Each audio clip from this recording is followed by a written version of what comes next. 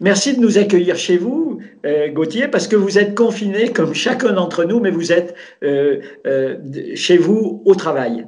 Tout à fait, j'ai la chance de pouvoir être seul dans un très très grand bâtiment, donc je suis auto-confiné au travail, oui.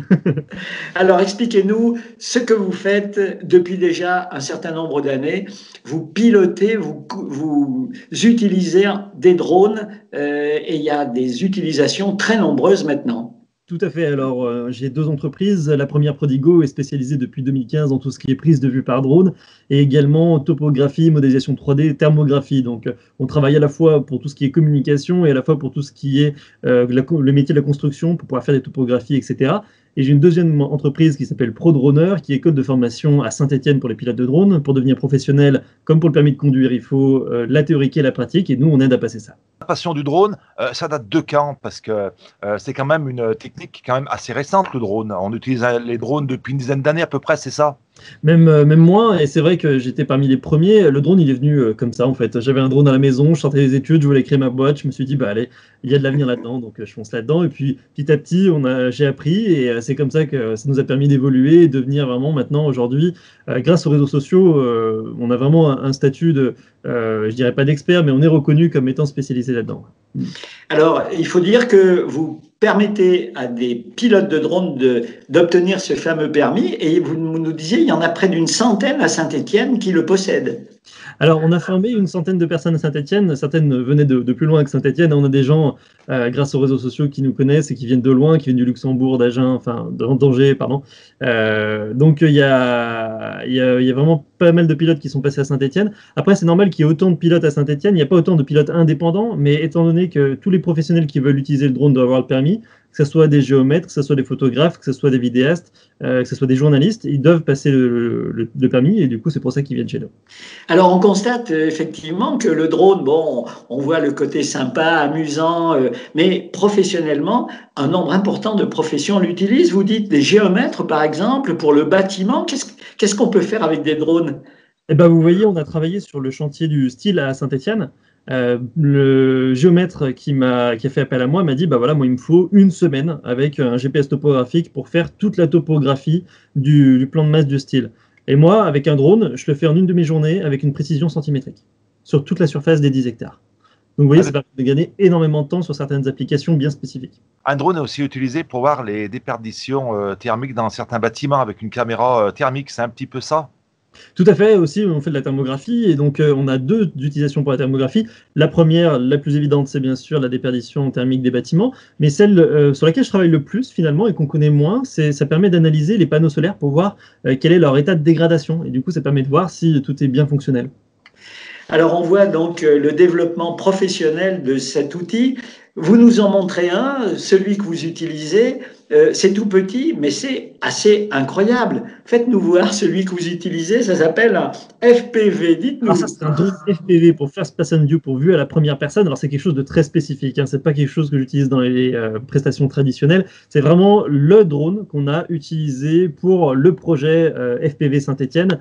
C'est un drone qui est tout manuel, qui est pas du tout automatique, donc ça demande beaucoup plus d'expérience en termes de pilotage pour pouvoir arriver à sortir un résultat correct. Et ça, effectivement, ça fait à peine 500 grammes, c'est très rapide et ça permet de faire des prises de vue spectaculaires que vous avez peut-être pu voir sur la vidéo Saint-Étienne prise par drone. Quand vous dites que c'est très rapide, ça vole à combien de kilomètres heure? Oula, ça peut, tout dépend. Alors ça, c'est vraiment du fait sur mesure, donc tout dépend de ce que vous mettez à l'intérieur. Mais ce type de drone, je pense que ça peut aller facile jusqu'à 100 km/h. Après, j'ai pas testé parce qu'on est vite limité avec la réglementation, mais ça peut être très rapide. Il y a des drones de course qui vont à bien plus que ça et qui sont optimisés pour la vitesse, justement. Quand vous dites que c'est très léger, donc ça doit voler avec très peu de vent, les conditions climatiques sont très importantes lorsque vous faites des prises de vue.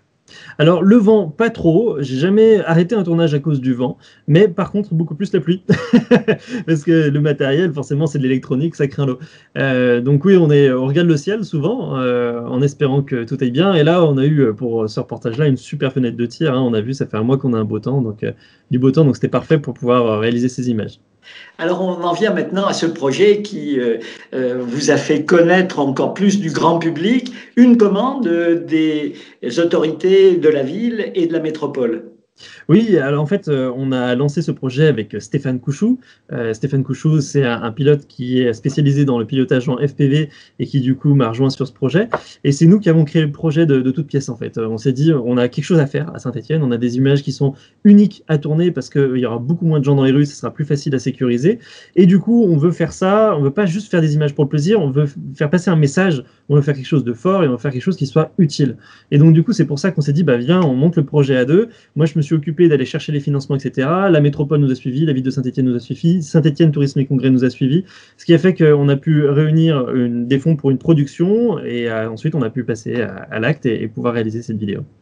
Alors, la production, ça veut dire des repérages, ça veut dire des autorisations, ça veut dire une longue préparation et puis toute une équipe pour sécuriser les tournages. Parce que quand on voit le produit, on a l'impression qu'il n'y a vraiment absolument personne dans les rues, dans les espaces touristiques de notre ville. Et je vous remercie, parce que ça veut dire qu'on a bien fait le boulot. Absolument, alors ça, personne n'est visible. En fait, oui, normalement, très franchement, un tournage comme ça, en temps normal, j'aurais mis 1 mois à l'organiser. Sauf que là, on n'avait pas le temps. On n'avait pas le temps, donc du coup, on a bossé comme des dingues pour à la fois avoir toutes les autorisations réglementaires, il en a fallu beaucoup, pour avoir une équipe de sécurité de 12 personnes qui puisse sécuriser tous les lieux et assurer qu'il n'y ait jamais de survol de personnes lorsqu'on était en train de tourner.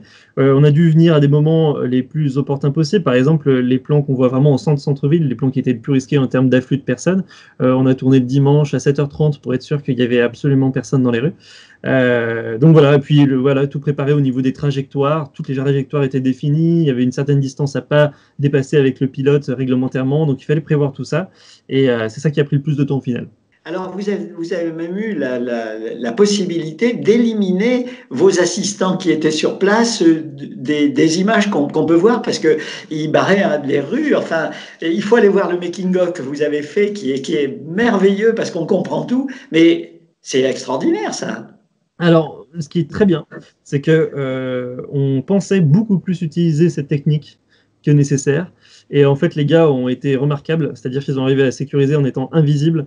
Et on a eu finalement, on n'a pas eu besoin de le faire tant que ça. Donc c'est les personnes quand elles étaient en train de sécuriser, elles trouvaient généralement un arbre, un panneau publicitaire, ils sécurisaient et au moment où le drone passait, hop, ils se cachaient derrière. Donc c'était toute une question de timing et on était tous synchronisés pour arriver à faire ça correctement. Le tournage a duré combien de temps? Le tournage il a duré 4 jours. Donc on a essayé de faire étape après étape en termes de, on a tout géré en fonction du risque, de l'heure, de l'ensoleillement qu'on allait avoir par rapport au site, etc. Et donc on a fait ça sur 4 jours. Ouais. Alors, cet énorme travail, finalement, le résultat, c'est court. Ça dure moins de 5 minutes, avec un rythme formidable, et puis 2 versions. Il y a une version avec de la musique, et puis une version avec un texte. La musique, c'est plutôt Stéphane, et le texte, c'est plutôt vous aussi, j'ai bien compris. Tout à fait. Étant donné qu'avec Stéphane, on est tous les deux youtubeurs, on avait tous les deux très envie de partager ces images qu'on avait réalisées en totale collaboration ensemble. Donc on s'est dit, bah, allez, on fait 2 versions, et puis comme ça permettra de chacun y mettre sa patte. Donc Stéphane a fait une version, comme il a l'habitude de faire sur YouTube, très cinématique, très dans les effets, pour organiser des belles transitions entre les différents plans. Et moi, je voulais ajouter une petite touche plus poétique avec un message vraiment très fort. J'insistais vraiment là-dessus.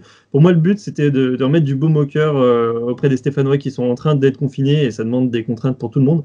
Et donc, si on peut sortir de ces images un message très fort, voilà, c'était mon objectif. Et donc, j'ai à la fois écrit ce texte et j'ai réalisé la voix off pour que ça colle sur les images. Alors, on voit que certaines images sont communes, mais on a l'impression que vous aviez une banque d'images et que chacun finalement a puisé en fonction de sa sensibilité pour faire 2 versions qui sont à la fois semblables par certains côtés, mais qui sont très différentes. Il y a la patte de chacun d'entre vous. C'est vraiment de l'art cette fois-ci. Vous êtes des artistes. Finalement, toutes seules, elles ne valent pas grand-chose comme ça. Il a fallu qu'on les étalonne, donc on choisisse nos propres couleurs. Donc on a des tonalités qui sont différentes sur les images. On a des accélérations qui sont différentes. On a des choix d'images qui sont différents. Il fallait vraiment que ça colle à la voix off aussi pour que ça ait un sens en même temps que cette voix défile. Donc oui, on pourrait... comme un photographe qui prendrait une photo, les retouches sont complètement différentes derrière, et ben là on a fait 2 choses complètement différentes à partir des mêmes rushs. Ouais. Alors, c'est vrai qu'il y a des images incroyable. Au musée de la Mine, vous passez au milieu, on est à Château-Creux, on est aussi sur la voie du tram. Parfois, on se dit, et s'il ralentissait? Si on avait la possibilité d'aller tout doucement, simplement parce que cette ville vide, donne un sentiment d'émotion incroyable, quoi. Oui, alors ça, c'est vraiment un parti pris pour cette réalisation.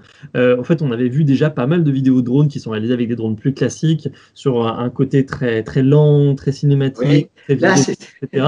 Et nous, on s'est dit, bon, c'est mignon, on en a vu deux, trois, mais au bout d'un moment, on s'ennuie, on n'a pas envie de reproduire ça. Donc, on s'est dit, allez, on va faire un truc. allez, on y va. On va faire un truc vraiment qui se démarque et des images qui sont jamais vues en centre-ville. Et je pense que c'est ce qu'on est arrivé de faire. Donc, on est vraiment très content du résultat. C'est vrai qu'on aurait pu prendre aussi ce parti pris de faire quelque chose de très lent, mais on s'est dit, allez, on va faire un truc différent, un truc qui change, un truc qui est jamais vu. Et c'est pour ça qu'on a des prises de vue qui sont relativement rapides. Alors, la vôtre, la prise de vue, la séquence qui vous touche le plus, pas simplement celle qui est la plus virtuose sur le plan technique, mais sur le plan du message qu'elle transmet. Alors, je vais vous raconter une anecdote. On est arrivé sur les Crassiers, juste au-dessus du musée de la Mine. On s'est dit, bah, c'est super symbolique et tout ça. On envoie le drone, et là, qu'est-ce qu'on voit? On voit marqué Oui. Saint-Étienne sur le Crassier. C'est absolument pas voulu. On savait pas. Il y a quelqu'un qui est monté sur le Crassier et qui allait écrire ce message avec des cailloux sans savoir qu'on allait y passer. Non, on l'a filmé par drone. Ce qui est quand même incroyable parce qu'il y avait bien qu'un drone pour aller vérifier ça. Donc, c'est un plan qui m'a à la fois surpris. Je me dis, mais c'est juste parfait, quoi. On est là au bon endroit au bon moment. Il y a quelqu'un qui était là au bon endroit au bon moment pour écrire ce message et ça s'est fait tout seul, quoi. Stéphane, votre collègue, a d'ailleurs choisi de commencer sa vidéo par ce plan-là. Et après, on descend. On a l'impression qu'on est à ski. On descend le Crassier. C'est absolument génial. Alors, le produit est étonnant. Là, les réactions maintenant, ça cartonne, c'est incroyable. Ah bah là, en cumulé, on est à plus de 300 000 vues à la fois sur Facebook et sur... Attendez, répétez-nous. On a plus de 300 000 vues là, sur toutes les vues cumulées sur à la fois Facebook et YouTube. Donc on est même à plus de vues que la population de Saint-Étienne. Et je vous avoue que j'ai reçu un message de ma famille il n'y a pas longtemps qui me disait « Oui, j'essaie d'envoyer ta vidéo, le problème c'est qu'à chaque fois que j'envoie, les gens me disent qu'ils l'ont déjà vu. » Donc on voit que le message a été bien relayé et que les gens ont fait rendez-vous sur les partages. Vos téléspectateurs, voilà, ils sont d'où? Ils sont de France, ils sont de partout dans le monde. C'est une vidéo qui circule en dehors de notre territoire. Oui, bah, en fait, historiquement, déjà, avec Stéphane, on a tous les deux une chaîne YouTube. Stéphane qui est spécialisé dans tout ce qui est prise de vue vidéo et qui s'est spécialisé il y a peu dans tout ce qui est drone FPV. Il a 210 000 personnes qui le suivent sur YouTube. Moi, j'ai une chaîne qui est spécialisée dans le drone. Moi, je suis un petit jeune, moi, je suis arrivé après Stéphane. Donc, j'ai 16 000 personnes qui nous suivent. Et donc, du coup, c'est un public qui est à la fois national et international. On a des messages qui nous reviennent en anglais, en italien, pour nous féliciter aussi. Donc ça touche vraiment largement au-delà de Saint-Étienne. On a vraiment un public qui est national, voire international. Alors moi, je peux vous dire que mon fiston est aux États-Unis et il s'est régalé et il l'a fait circuler aussi. Alors ce qui est drôle, c'est que c'est parti aux États-Unis, mais il l'a envoyé à tous ses copains en France de façon à ce que... Et voilà, c'est ça le côté magique des réseaux. Est-ce que vous avez encore un projet? Alors, vous n'allez pas nous le dire, mais un projet aussi fou que celui-là, parce que celui-ci, il est incroyable. Est-ce que vous allez nous sortir de votre besace encore quelque chose utilisant justement ce temps du confinement? Alors rien de prévu pour l'instant, hein, très sincèrement, c'était vraiment une occasion unique. On a pris cette occasion dès qu'on a pu. On s'est dit on n'avait pas le choix, il faut absolument qu'on fasse ça. Maintenant, je pense que le prochain tournage, ce sera une autre occasion qui se présentera de la même sorte. Et puis il faudra être aussi réactif et pour proposer quelque chose d'aussi spectaculaire, je l'espère. Mais encore une fois, c'est des images qu'on peut faire que pendant le confinement. Donc on espère qu'on n'aura pas d'autres opportunités du genre. Et puis dernière chose, on sent que vous êtes amoureux de notre ville. Ah ça, je suis le premier à défendre Saint-Étienne. À chaque fois qu'on me demande, je dis c'est là où il faut entreprendre, c'est là où il y a le plus d'aide, etc. C'est là où il faut venir. Non, vraiment, j'essaie de combattre cette image qu'a Saint-Étienne qui date d'il y a 30 ans. À chaque fois, j'essaie de faire ma petite part de colibri pour promouvoir le territoire. À chaque fois qu'il y a un élève qui vient de l'extérieur, je lui emmène visiter le centre-ville aussi pour lui montrer à quoi ça ressemble. Donc j'espère que ce message permettra aussi de montrer un autre Saint-Étienne qui est différent de celui qui est dans l'imaginaire collectif aujourd'hui. Merci, bravo, à bientôt. À très bientôt, avec plaisir.